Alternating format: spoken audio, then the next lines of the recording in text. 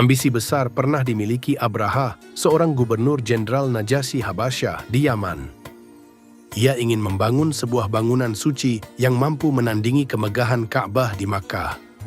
Dari ambisi itu lahirlah Al-Qullais, sebuah katedral megah di kota San'a, namun upayanya berakhir sia-sia. Assalamualaikum warahmatullahi wabarakatuh.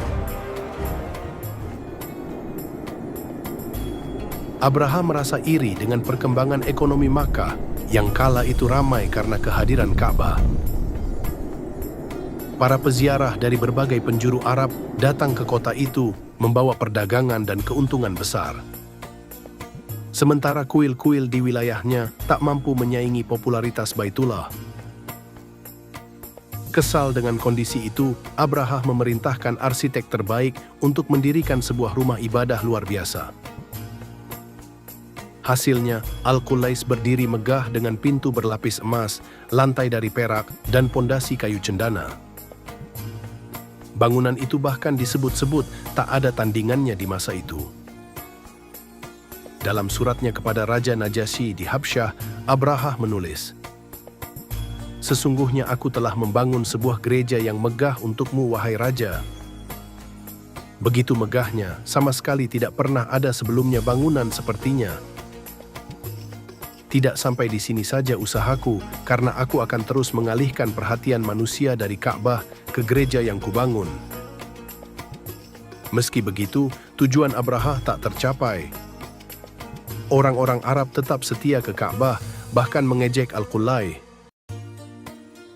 Kabar hinaan itu membuat sang raja murka dan bersumpah untuk menghancurkan Ka'bah. Ia memimpin pasukan besar dengan gajah perang menuju Makkah. Di tengah perjalanan, harta milik warga Quraisy dirampas, termasuk 200 unta milik Abdul Muthalib, kakek Rasulullah SAW. Namun Abdul Muthalib tetap tenang. Ia hanya meminta untanya dikembalikan dan berkata kepada Abraha, "Demi Allah, kami tak ingin berperang dan kami tak punya kekuatan untuk melawan kalian. Akan tetapi, jika Abraha ingin menghancurkan Baitullah, lakukan sesuka hati.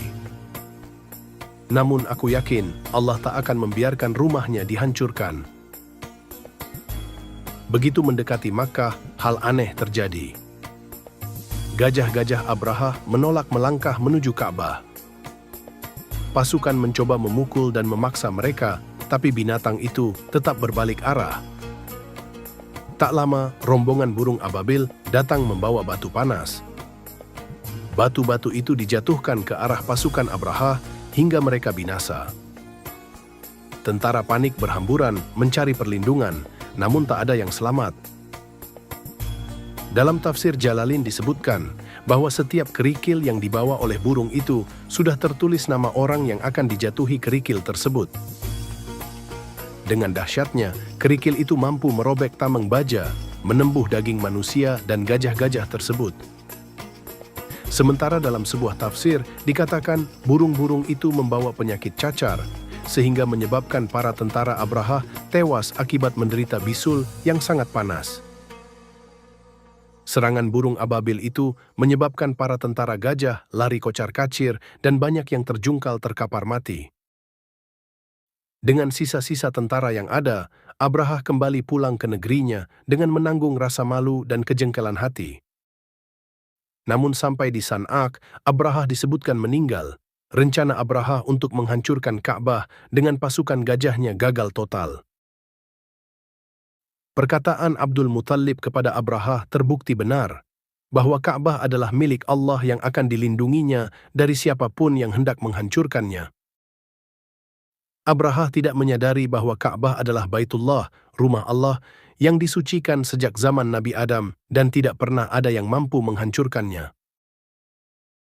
Peristiwa itu dikenal sebagai kisah Ashabul Fil, pasukan gajah. Ka'bah tetap kokoh dan dilindungi Allah Subhanahu wa Ta'ala. Kisah ini pun diabadikan dalam surah Al-Fil dalam Al-Quran sebagai bukti kuasa Allah menjaga rumah sucinya. Demikianlah cerita Abraha yang mempunyai ambisi ingin menghancurkan Ka'bah karena rasa iri. Namun ambisinya sia-sia berkat kuasa Allah Subhanahu wa Ta'ala. Abraha dan semua pasukannya binasa. Semoga kisah ini bermanfaat. Amin ya Rabbal Alamin. Wassalamualaikum warahmatullahi wabarakatuh.